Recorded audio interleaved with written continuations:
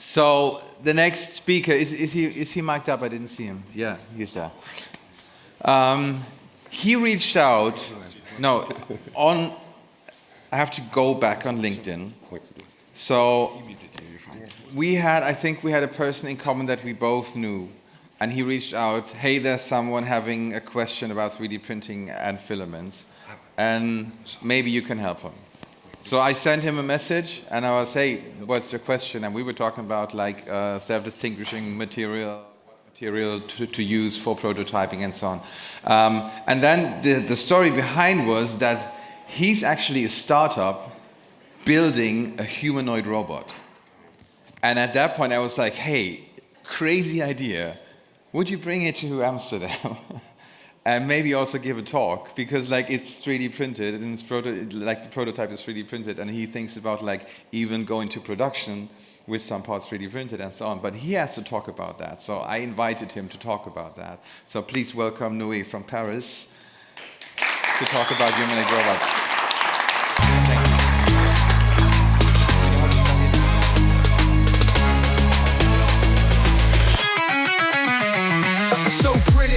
Make your ideas real. Perfect. So here it is. Alsanor, it's a startup we made, 3 engineers, just fresh out from schools.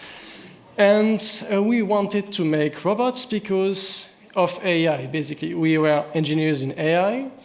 And we thought, nowadays, with all the LLMs thing and physical AI being made, NVIDIA, Progress, whatever, there's a big chance for humanoid robots to actually work. That was like 3-4 years ago. And then everyone started to make them. Nice that you're here. Everyone now heard of humanoid robots everywhere, the Figure, the Tesla, everything. And every one of those started with money. That's the big common factor. Most of them. Usually, like for example, Figure started with like I think 100 million in pocket before even starting. So we were, okay, we're 3 students. We never worked at Google, whatever, DeepMind, something. We don't have big money. We don't have a big CV. And we want to make robots. How do we do that? Then, well, you all know how it works because you're all there today. That's how 3D printing is helping prototyping. Because now, that was what we wanted. We just designed, literally, we went to Delhi and when it went out and designed our ideal robot with that. With AI, and went, okay, we want to do that after like 1,000 iterations. But yeah, this is what we wanted, and it changed a lot, but it also stayed kind of the same, you will see. Limited budget, we had, I think, 4,000 K in pocket as a budget, very small for a humanoid robot. Expertise, we were just like software computer engineers in AI. We had no experience whatsoever in robotics, electronics, etc. Our team was just 3 people, and one of them wasn't even full-time at the time. And we wanted fast results and human-like mobility. So this has a few steps. First of all, our expertise, as I mentioned, was specifically in software. And this is the bit of the roadmap we made to, okay, how do we do that in the beginning of the story? And we thought, okay, we need to be sure it's possible, first and foremost, because we don't want to run into any dead ends. This is very important. So we just went to find, okay, what kind of printer we need, what kind of materials, plastic, filaments. Okay, so all of that is one big search. Then you have to study a lot what you want to do. I will talk about that. You have studied the existing things, draft things, 3D models, etc. And then you get to printing, assembling, prototyping, you name it. So, finding the printer was actually not that hard to do. Still took some weeks, a month to be sure it's what we needed. It's very really low, medium budget when you want to start. It's the Bambu Lab X1 Carbon. It has 25 centimeters by 25 centimeters printing capability, and the PLI Basic from Bambu Lab as well. What was reused all along, just 2 colors. And once you buy the printer, the plastic is very cheap because the robot is very light. This is very advantageous for us. So we went with that. Now the study and design, this is also very important because, as I mentioned, humanoid robots were in the boom at the time, and we had everything from Figure, Tesla, and whatever happening here. And we had to see how did they do their thing, because, as I mentioned, they had big teams of R&D. We were just 3 guys with almost no money, especially after buying the printer. So we were like, okay, how does it work? We studied literally the joints, how did they do the things, and also the human body. This is very important. This is very specific to humanoid robots because you must imitate as much as possible the range of motions of the human body. Of course, some things are completely unnecessary, like doing these things. No need, it's fine.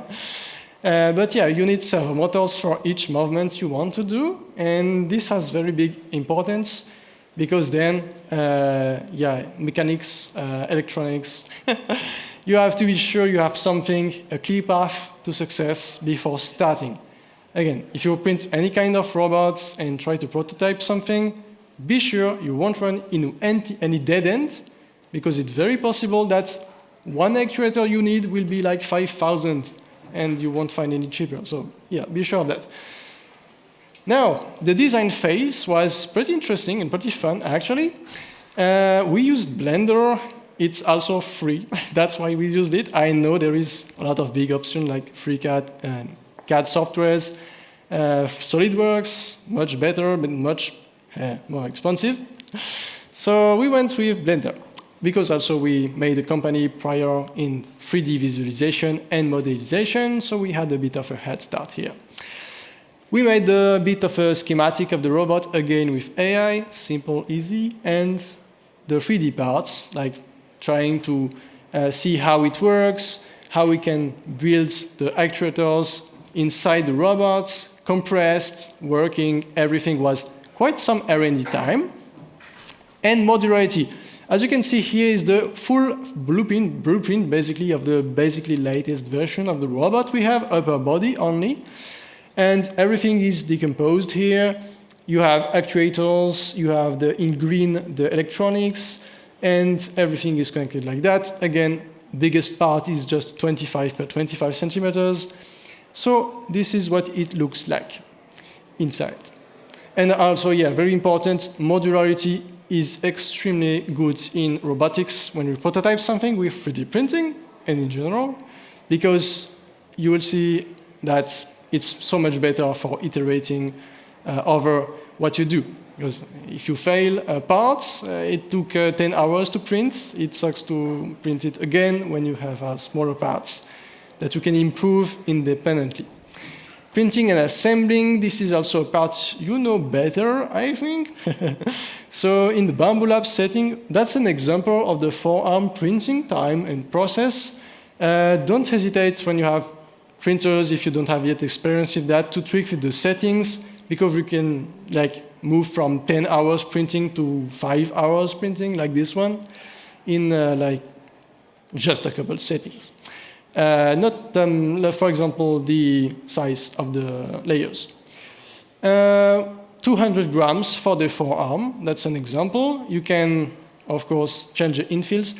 There is one thing we try to make is that you usually have supports on the 3D printed parts, and you can really make anything without any kind of supports if you if you are enough involved into something clean. Also, it's better because whenever you have supports in these kind of things, if it's a part that is supposed to touch any other parts, and you have planned it to be 1 millimeter away from the other parts, the layer supports will block it, and you have to reprint again because it cannot fit. This is especially true with screws. Assembly part was also pretty easy. Even the screws are 3D printed, actually. We really went to something all in-house. And then a bit of robotics. This is the less fun part, least fun. Of course, I will not bother you for hours with that part, but if you want to prototype things, some little things I can tell you. First of all, this schematics is wrong. It is just imagery for us and not something with actual norms. But you have the power supplies, you have the actuators, servo motors, you have the fuse breaker. Like, be careful with all that things, especially with high voltage, to have a lot of safety in place. Amperes as well, amps, and the actuators, and also current converters, because servo motors require specific currents, specific amps, and one power supply sometimes cannot power all the servo motors because some are small, some are big, they have different needs. So I recommend having a big power supply or battery with a lot of amps perhaps, and then you use DC-DC converters to change the voltage to something softer for smaller servo motors. That can work. Of course, the Arduino is what we use most for controlling everything with servo motors, cards, PCB. Very simple. Everything was found on Amazon, basically. So you can really find anything you want and need for 3D printing. And this is a very basic setup of what it looks like. On the left, you have the power supply, DC-DC converter for a little card here, because the cards also require their specific currents. This is annoying, but yeah, it has to be done. And servo motors powered up with safety measures in place. So, journey so far, this is a bit of a storytelling of how it went, a bit of anecdotes and whatever.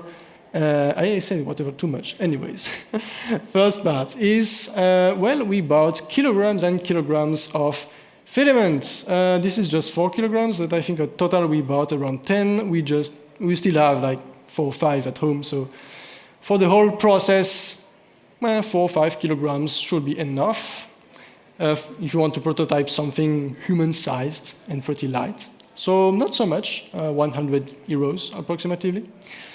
And initially, the first robots we had was completely empty. There was nothing inside it, no electronics, just a robot moving around by hand. Nothing special, and just a camera, because we had the AI earlier than we had the electronics, because we were computer software engineers. One thing I can tell is that some parts can break quite easily, so especially the fingers. That one, like the fingers took quite a while to get right, because the axis of the fingers mainly were very prone to break. So be careful with that as well. With small parts, you might want sturdier systems, so don't hesitate to try, and also stress the fingers willingly. It's fine if you break some axis, no problem. And some plastic is wasted, but at least you can progress and not have this happen live when you show it to people. So, progressively, we went from this kind of robot, just upper body, all separate. Try to make everything separate first, then assembled it. That's what we made. We improved progressively. Everything inside the electronics started to get there in shape. We used a lot, again, we use only Amazon servo motors. Everything cost around 600 euros for every single servo motors in the robots. And with the filament and 3D printer, I think the whole total costs around 2,000 to make a full body robot on the right. So, you don't need much, basically, to make all this, just the printer. And at some point, we get much better, and after prototyping a lot, we got to having completely fully set up, AKI style. Packaging it is very nice. That's why modularity is also very important, because you can package it very simply. You can move it around, because if this thing, like the whole arm was like not easily unplugged, you will have a lot of problems to move it around. The whole thing, I think, weighs around 12 kilograms, so it's pretty light, actually. can be can wait more in the future because we plan to add wheels. That will be another story.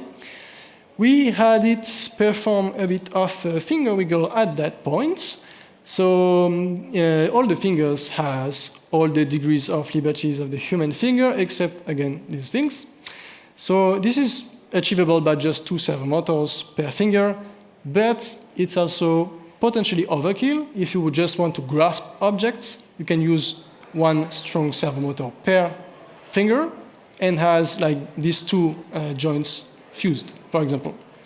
This is just, when you design something, try everything around, be sure you can have the best possible option for real world applications. That is also important. Because yes, we wanted to make robots, but for what? That's a big question. And the answer is, later on, we want these robots to be at home, helping people out, helping the elderly, helping cooking, etc. But initially, to get traction, to get investments, to try the robots in real-world situations, we want it to be in hotels, like do the cleaning the toilets and those sort of things, to see how it works, to train it a bit on house settings in advance. So and we bring it to the Future Expo Next, which was an event following the startup accelerator we went in, Startup Bootcamp. If you ever have a startup you want to make, it's a very nice European accelerator. I recommend it. Very great people and very great mentors. And if you can get mentors even on LinkedIn on specific subjects when you try to prototype something, please do. There's a lot of people around who are happy to talk for free, like just minding their business, but it's really fun to exchange with people. Now, in the later phase and current phase of our robots, plugging the AI together with the current robots and the capabilities it had, we managed to make it put some paper in the trash using a bit of vision models and pre-recorded movements that can do this, basically.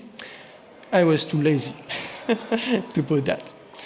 So that is pretty much the current version of the robots. Pretty satisfying to watch it.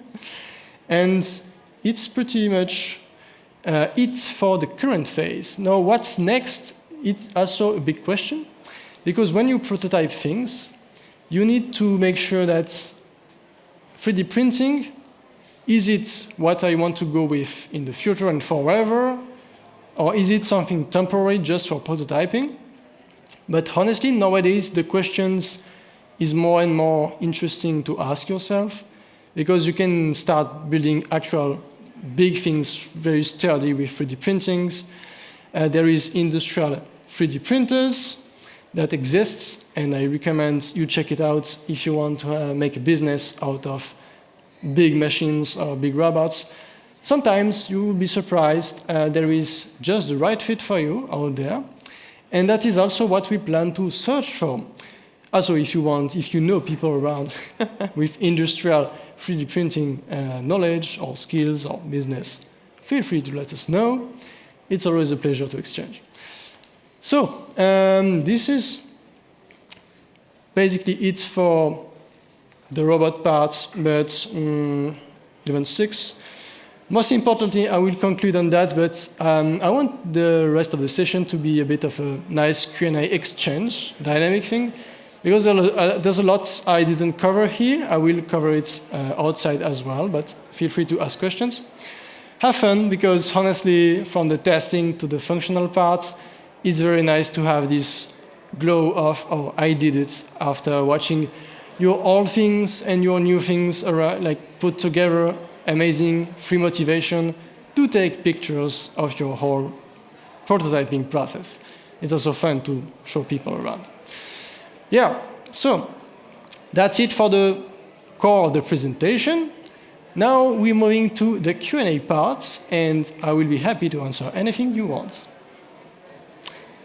I have a question. I don't know if we have the mic. I can move around. I'm just going to shout. Engineer here. Congrats for achieving this robot under Thank 2K. you. It's really impressive. I'm curious what you use for the algorithm motion trajectory? And where do you run it? On the computer or on the robot? Yeah. For now, good question. So we ran the calculations for the movements via Arduino, but using the computer as a basis, the core of the thing. The computer is essentially, you can use movement tracking with, that's a good thing. You have free open source AIs around that can run on almost any laptop that can track your arms, fingers, etc. You just have to do a bit of tweaking around with the code to make it follow, input the actual angles. So the computer sent to Arduino, the Arduino sent to the servo motor control card via just classic signal, and it's just angle by angle, degree by degree thing. Yeah, if that answers the question. Yeah, perfect.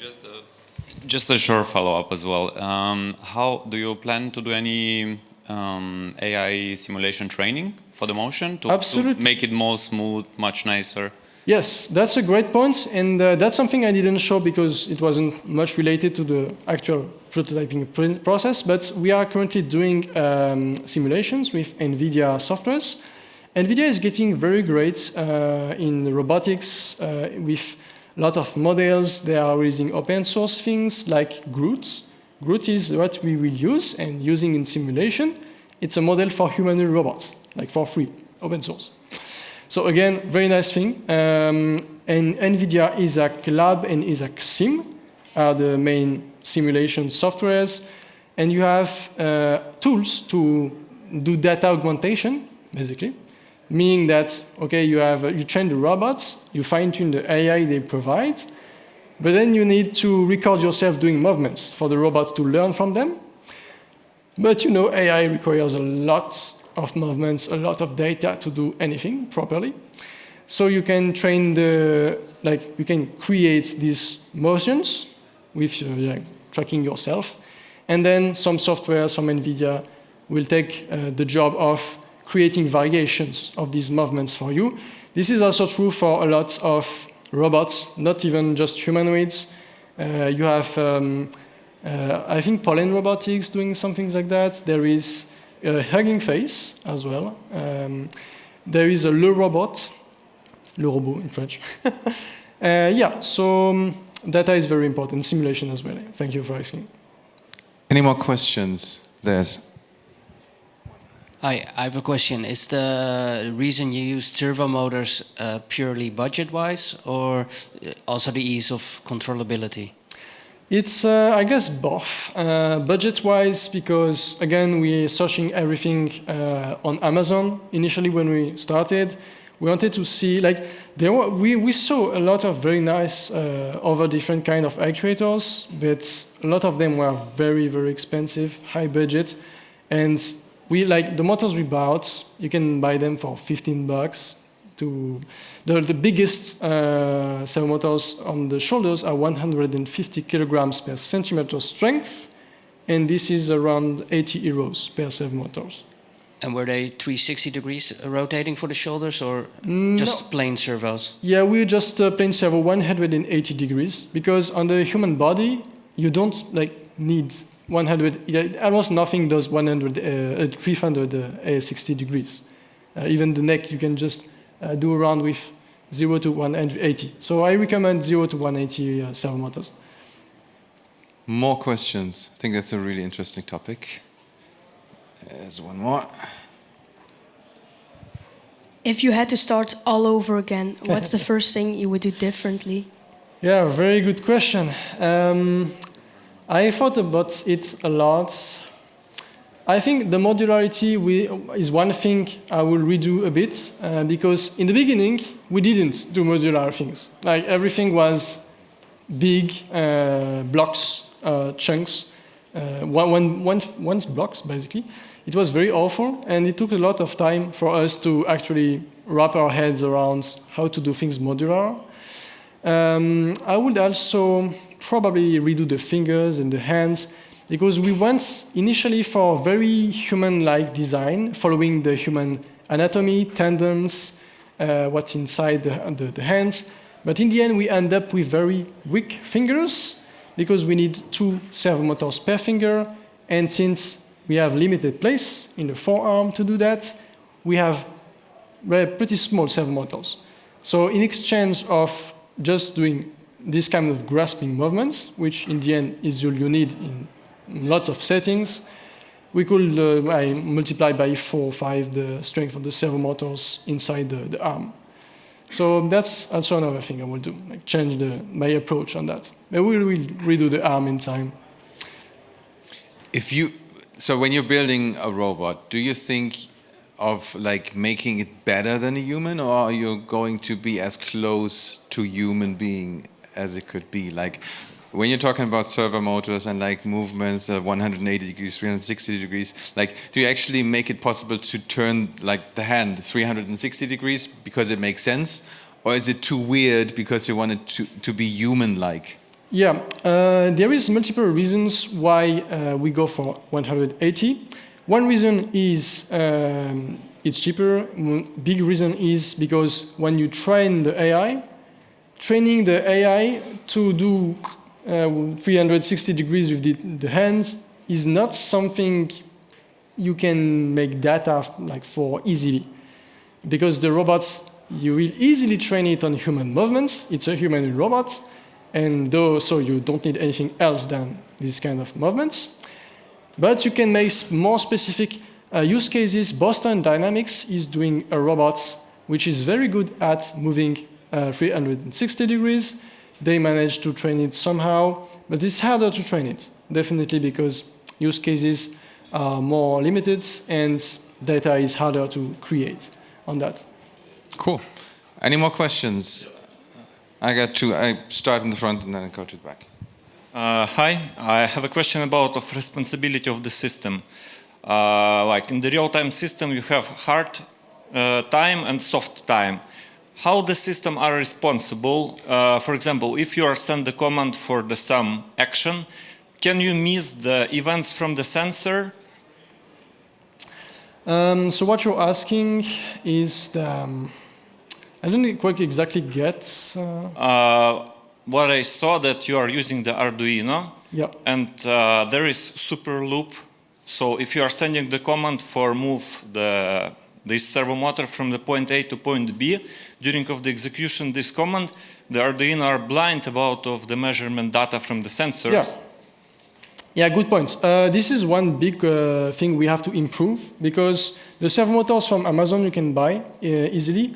It's not built in with like the signal wire will only take the signal from you, but it won't send you what's the current position. This is very important.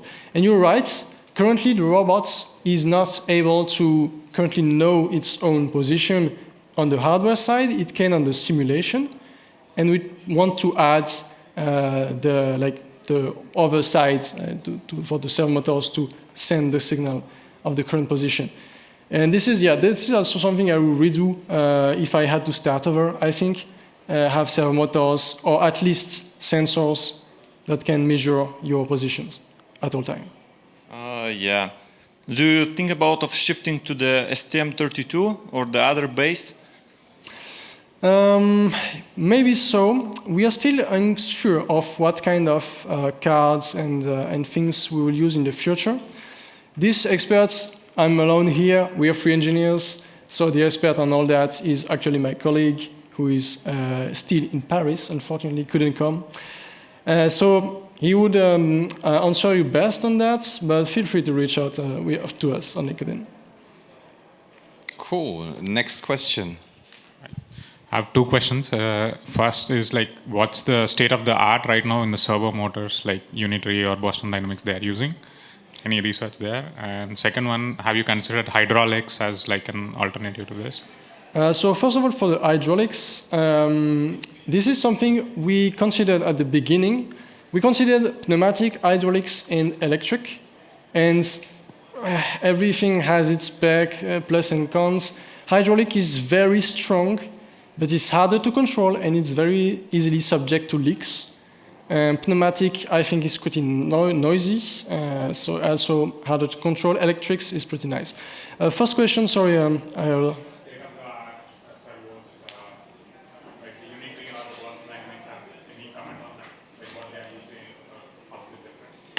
Yeah, what we do as different from Boston Dynamics?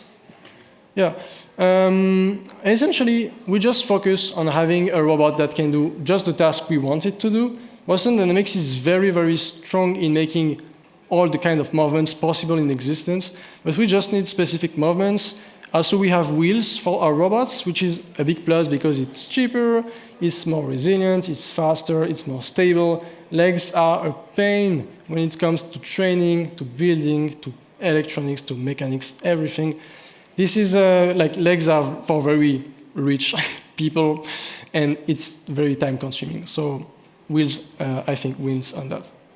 Sounds like a robot even needs more training than some humans. Yeah. Any more questions? There's another one. Okay. I'm coming back to you. Do you use like threads or anything for energy transfer from one point to another point, or like servo at the point of the movement point? Again, I didn't quite get it.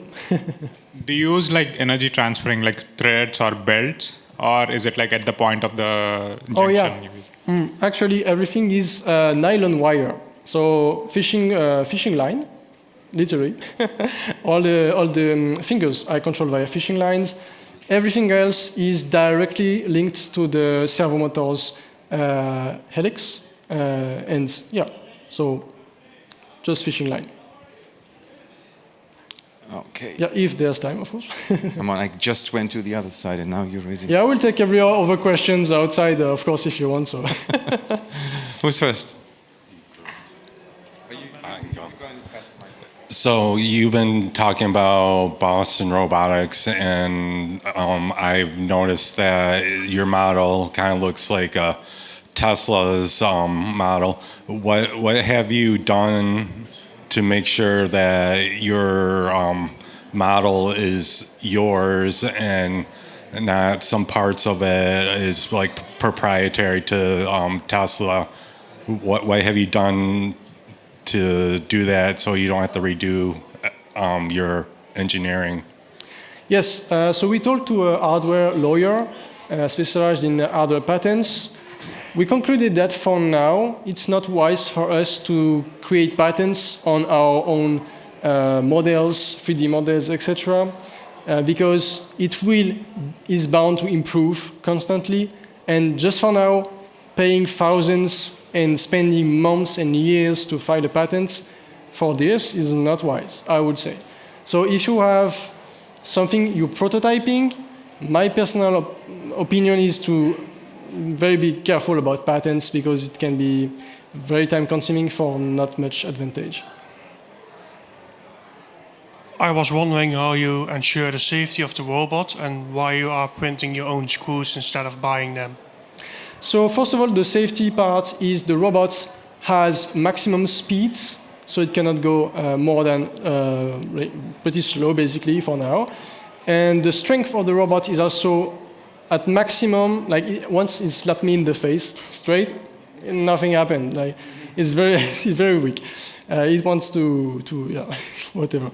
But yeah, the robot is by itself yet not strong enough to cause any real damage to anyone, anyways. And it's full PLA plastic, not hard metal. So this also helps.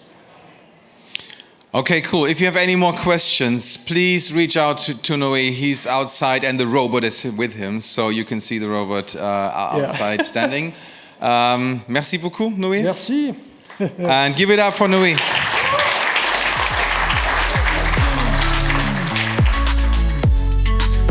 Watch our project zoom.